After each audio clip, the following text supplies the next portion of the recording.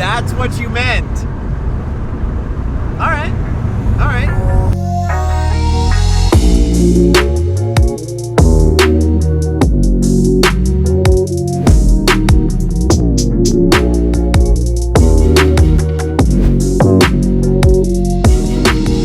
As of today, August 11th, 2021, the new AV Performance drop is live. Now, if you guys actually noticed in the last YouTube video, I was actually wearing the AV Performance Turbo hat just to give you guys a little sneak peek, but honestly, I don't think anyone noticed. If you follow me on Instagram, I showed the entire collection a week early just to get you guys ready for today. By popular demand, I wanted to make a t-shirt with, of course, the WRX on it, but I wanted something where more people can relate to it, so I made the Made in Japan Subaru WRX t-shirt. If you're wondering what the shirt says on the front and the back, it says Made in Japan. I thought a lot of people could resonate with that. If you're a huge Japanese car enthusiast like me, seeing Made in Japan on parts just kind of gives them that special feeling, the authentic feeling that I feel a lot of us can relate to. And when someone's rocking the AV Performance hat, the shirt, the jet tag, I want to give my products the same sort of feeling. So if you like the designs or you just want to support the channel, I will have a link to AV Performance in the description. All right, back to the video. Finally, back again in the STI. It's gonna be an interesting video. What is going on, guys, and welcome back to yet again another video. I believe this is episode 5 of bringing the Dream Spec STI back to life. We are making some absolute epic progress. As you saw from the last episode, we finally got the thing to go into Boost. We were data logging, we were getting our better revisions. Now we got two pretty cool things. Number one, of course, we got the AEM AFR gauge. This thing is freaking badass. It's going to allow us to actually data log our AFRs. I'm going to show you guys how we tapped in to the rear O2 sensor output to be able to read that on our access port. It's going to be super legit, super cool. I've never actually done that before, so I'm actually excited to maybe hook this up on the WRX as well. Everything, obviously, we want to make sure it actually turns on. We actually lost the keys for an hour. Don't worry about that, but this is why everything is not all sexy yet, because I'm going to show you how I wired it up. And before you put everything away, you obviously want to make sure everything's in working order before you make it all sexy and tuck all the wires. So we hooked into the clock. It's super easy. There's a switch 12 and a ground, and I think there's also a dimming like kind of circuit that you can go into as well. But this should turn on the sensor. We also had to ground our analog as well, so I tapped into the same ground, which I'll show you in a second. But this gauge should turn on if I know what I'm doing, and if it doesn't turn on, I won't put this clip in, you know what I mean?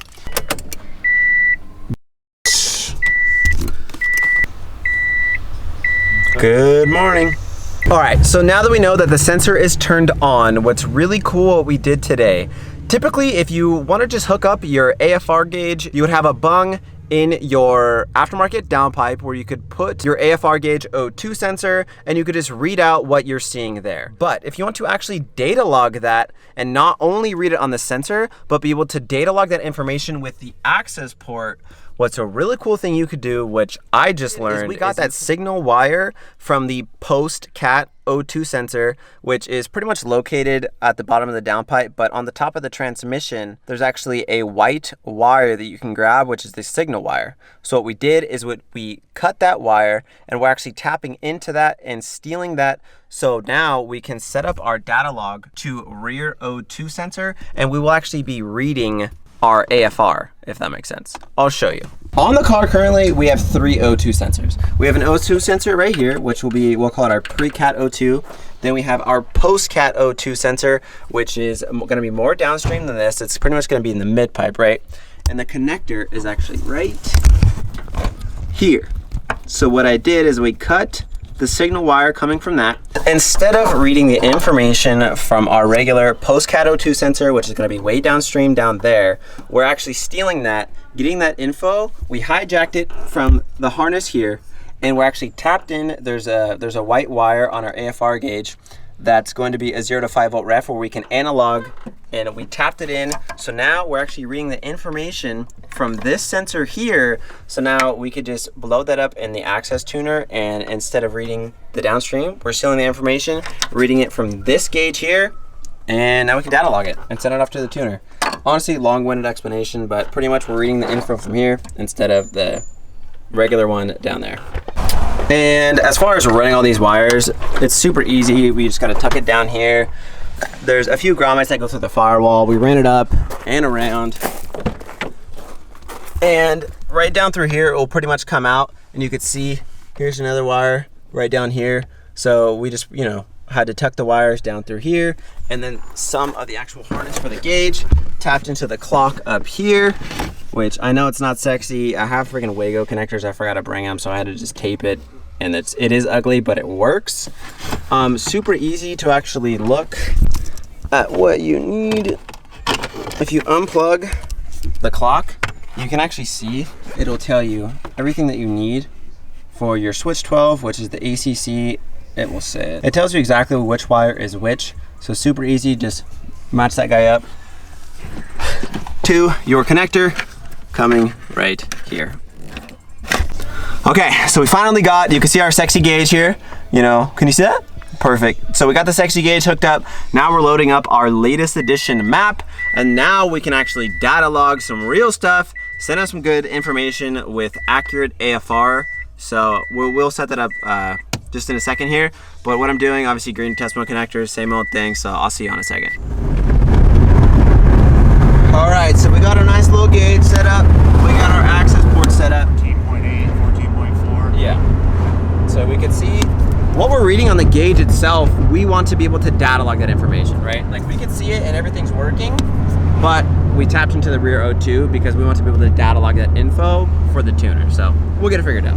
Can we do that again?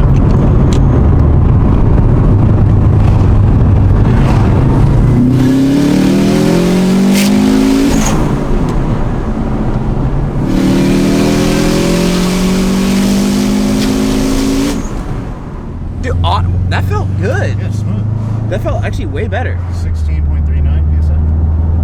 Wow. All right. And so he's just gonna, once he gets that number, yeah, he'll be able to just keep more throwing fine fuel tune, at exactly. it, change the timing, and then turn the boost on, because we don't have a problem with boost. It lights right up. That's on wastegate pressure. Yeah. That's all it is. So he can now change that. And all right.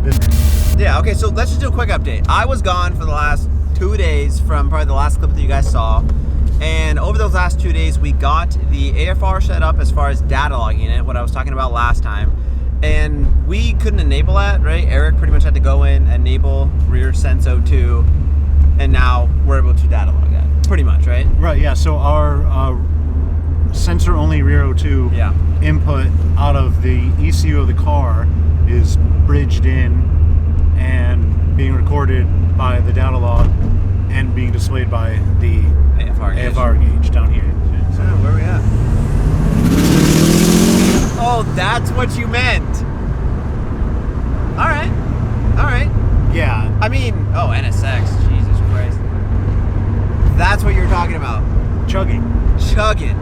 That's what the external wastegate was supposed to sound like. You know what? That's what it sounded like, I feel like, when we first got it. Yeah. Right? And then it died, and then it was terrible. Well, we put the 91 map on it. Yeah. Yeah. What? Right, that's a totally different sound. That's a completely different sound. Yeah. Oh my god. It sounds like Devin Nemiela's Evo. No, literally sounds like a goddamn Evo now. I'm okay with it. Oh, did you data log that? Oh, no, I didn't. Well, it wasn't a 4th gear pulse. Yeah. No matter.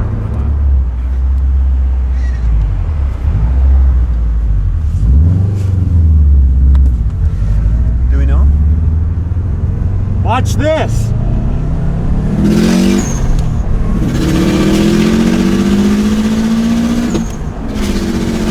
Alright, now wait for this corner. Whoa! No, it's okay, it's okay.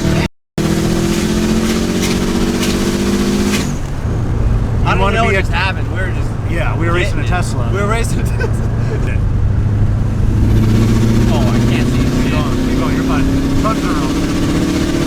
Keep going, go. Keep going, go. Keep going. Keep going, go. Back, shift.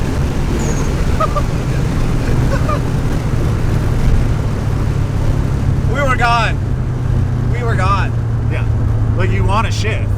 Yeah. Right, but that's what it's like to be a race car driver. You don't shift. We were at like... We almost had 7. It was like 68.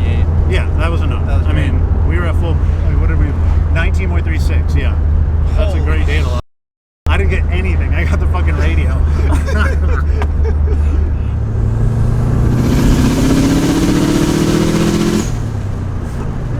I just can't even like. Can you do that one more time? Yeah. And then all Go right. wide angle. Shoot it in wide angle. Okay, It's better. Gotcha. Go for it. Little.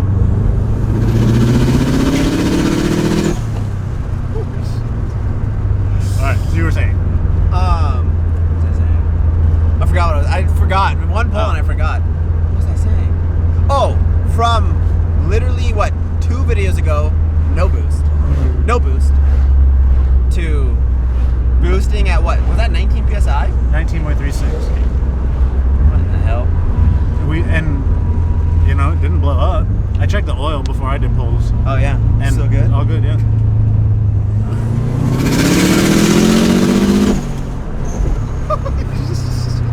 Okay, honestly, like, I'm pretty happy with how it is right now. Factory turbo.